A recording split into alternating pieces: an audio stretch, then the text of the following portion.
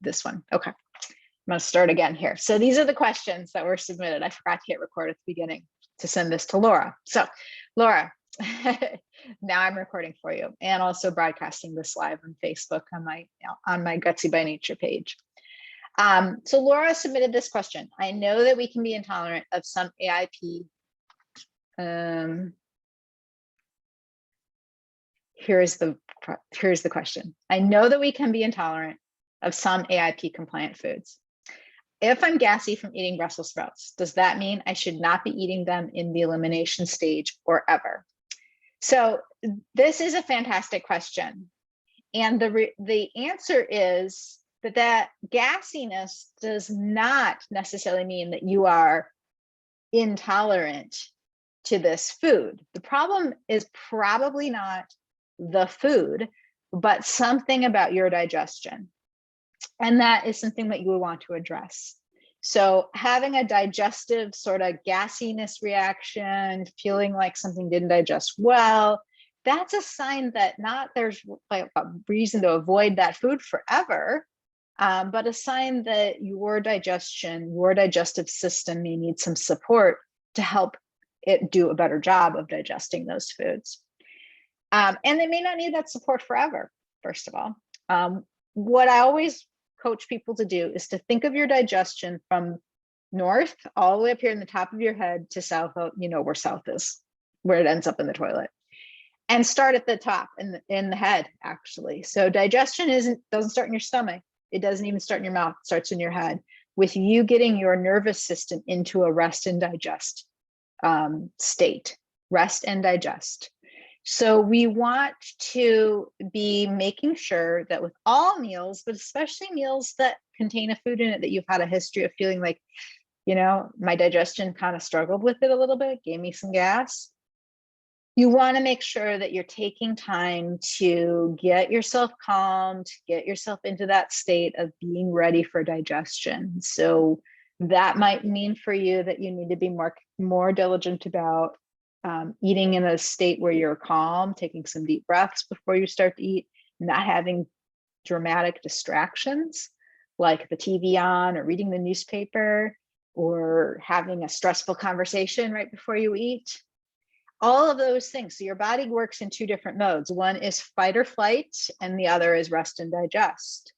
When we're in that hyped up fight or flight mode, digestion doesn't stop entirely. I mean, it doesn't like completely shut off, but it definitely is a lower priority, because if your body is perceiving that it needs to be prepared to run or to fight from whatever is going on in the world, it's going to say that's more important, send more energy there and slow down the digestive processes.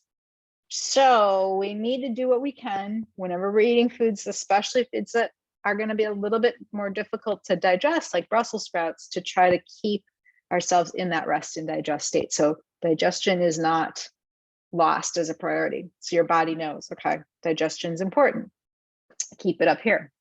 The second thing that you can do after you sort of address that, like top of the head, like getting my brain into the right state that my body needs to be in, is to then kind of ask yourself what's happening when you begin the digestive process of chewing. Are you chewing well? I know it feels kind of silly to even say that because we all think we probably are, but sometimes we find ourselves kind of gulping our food down, and maybe we're just not even mechanically breaking it down enough. The quote that I like that helps me remember this is that you don't have teeth in your stomach.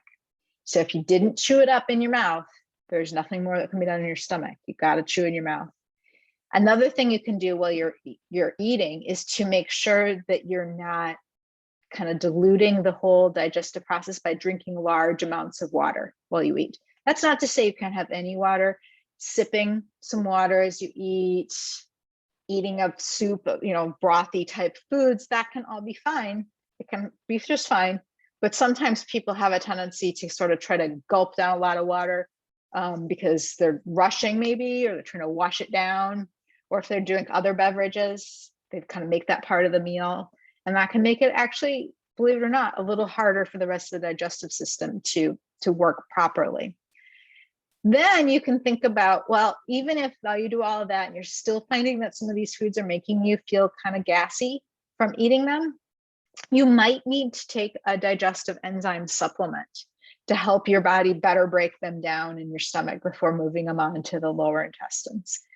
And so you can look into that, especially there's the Brussels sprouts fit into a category with cabbage and broccoli, those cruciferous vegetables, sulfur-rich vegetables that a lot of people find can produce some gas. So adding that enzyme, that digestive enzyme, and I'd have some specific suggestions for my clients depending on their unique needs, that will help maybe make that food more comfortable. So the short answer to your question is no, that doesn't mean that at all. It is not. If a food makes you gassy, it means that you should be trying to figure out, if it's a healthy food like Brussels sprouts, that you should be trying to figure out how to make it easier for your body to digest that food and produce less gas so that it's more comfortable for you. And one of the things that happens is that when we find that a food like this makes us feel uncomfortable and we stop eating it, that doesn't make the problem go away. It does as long as you don't eat that food. But then once you start to eat that food again, it might even be worse because your body will not produce those enzymes that it needs to break it down if it never needs to. So the answer is to perhaps in the interim try all those strategies that I talked about up here, and also maybe eat smaller quantities, but with more regularity so that your body can start to develop those enzymes and produce those enzymes itself, getting more comfortable with it. Then the final thing to think about is the southernmost part of your digestive system. So, the part right before it goes in the toilet. That's where maybe what you need to look at is perhaps some probiotic support, because what's really happening when you get gassy, as long as it's like flatulence type gassiness, is that those undigested plant matter is becoming food for the microbes that live in your intestine. And there's two ways to minimize that. One is to think about having that undigested plant matter be more digested, more broken down, so it's less of an intact food for those bacteria. But then it might also mean that maybe providing yourself with a different composition of gut bacteria is helpful. So thinking about probiotics might also be helpful. And again, there's a lot of different options, and I couldn't make like a recommendation for which one without knowing more about your unique needs. So I hope that answers that first question and reassures you that feeling gassy from something like Brussels sprouts is really common, and it might not be fun to experience, but it absolutely does not mean that you should avoid those foods. If anything, it means you should be really working on some strategies to try to be able to eat those foods, because there's a ton of great nutrition in it. So we definitely don't want to lose out on that opportunity. All right. The second question has to do with eliminations and reintroductions. Actually, it has to do with reintroductions. So the question said, I'm in the elimination phase right now. I still have some swelling and joint pain. Do I wait until every symptom disappears before starting reintroductions? And I'm going to tell you right now that anybody who says you have to be symptom-free before you can even think about starting reintroductions is wrong. It's wrong. You do not have to be symptom-free. You do not have to wait until every symptom disappears before you are allowed to start reintroductions. The problem with that kind of like attitude that people have, and I've seen that advice be given by a lot of people in AIP support groups on Facebook and in other places, like you can't reintroduce foods till you're symptom-free. The problem with that one is that some symptoms are stemming from something that the damage is like, unfortunately, pretty significantly hard baked into your body and won't ever just go away. Like, imagine if like maybe some of your joint pain is from something that's happened structurally for some people. And that is not going to go away at this point because it's been in your body for a long time.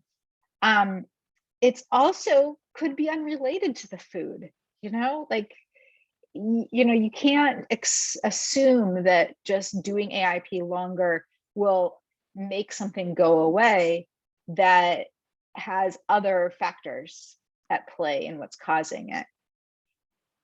The other problem with this attitude is this, it seems to imply that reintroductions are going to stop the healing, because they're not. As long as you're doing reintroductions properly, you're doing them in the right order, reintroducing foods is just a continuation of a healing diet. You're adding some foods in, but the foods that work for you, and you will then be able to continue healing, as you reintroduce those foods. So no, you don't need to wait, but you do need to feel like you've had some significant improvement, because if you haven't had any significant improvement in the symptoms you're aiming to improve, you will not have a very good marker for whether a food works for you or not. So you want to have reached a place where you're like, you don't have to be satisfied and think this is the best it's ever going to get, because it can continue to get better. That's one thing. Like sometimes I think people think it's like giving up if they start to reintroduce foods before they're 100% symptom free. It's not saying that like, I think this is the best I'll ever get. It's that I'm ready now to see how these excluded foods work in my body, because I can tell that AIP is working. It has improved a lot. I have a marker. I have some things I can track. If you reintroduce the foods in the right order, you will continue to find that as long as you are paying attention, and when you're reintroducing foods, you're testing them. And if you find that a food doesn't work for you, you don't keep eating it. That's important to know too. But as long as the foods that you've tested are working for you, you'll continue to see improvement. I'm going to just click to the next slide, because I put in here a reminder of everybody that there is an order of foods that you should follow for reintroductions. And this is not to say that you just get to a certain stage and you start eating all of these foods at once. That's really important to know. Think of this as a menu of choices. So when you're in stage 1, the stage 1 foods that are listed here are your options for foods you might want to test. Once you have tested as many of those as you want, and some of them have been successes and you've been able to start eating them, you could then look at the stage 2 list and do the same thing again. It's a menu of options. So you move through the stages like that. So for somebody who's been in the elimination phase for 6 weeks, like the question said, and feels at least some significant improvement, maybe not 100% symptom-free, but feels some improvement that they would be able to mark, they would pick a food from the stage 1 list that they feel like, I have no reason to suspect it won't work for me. That's important to know too. Like if you've had an allergic reaction to a food in the past, or you just really had previously eliminated a food and seen that it made a big difference for you, or it's a food you never ate before, you would not use that as your first choice. But let's assume this is a person who's used to eat eggs, never noticed there was anything wrong with them, eliminated eggs for 6 weeks in this case to do the elimination phase of AIP, adding back in, testing, reintroducing egg yolks. If that food works for them, they will continue to be able to heal, because they're still only eating the foods that are right for them.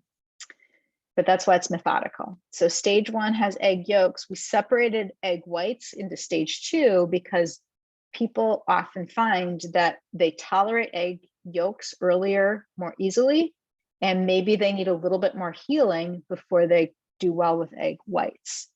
So if you do the stage 1 foods, you spend a few weeks testing the foods in here on that list that you like, that you want to try, that you feel good about. Then when you are sort of comfortable with this new expanded diet, you can then look at the stage 2 list and say, okay, let me try some of these foods and see how they go, and expand your diet a little bit further. After a few more weeks, you've added in the foods here that you want to, and then you move to stage 3, and so on and so on and so on. So again, to reiterate the answer to that question that I think is really important, I'm gonna go back to that. You do not need to wait until every symptom disappears before starting reintroductions. You do not.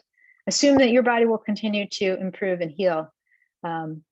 If you've been on AIP, elimination phase of AIP for 6 weeks, and you're seeing some significant improvement in your major symptoms, it might be time for you to start reintroductions. All right, I hope that helps. Those were the 2 questions that were submitted this week. I'll have more Q&A, same time, same place, next Thursday.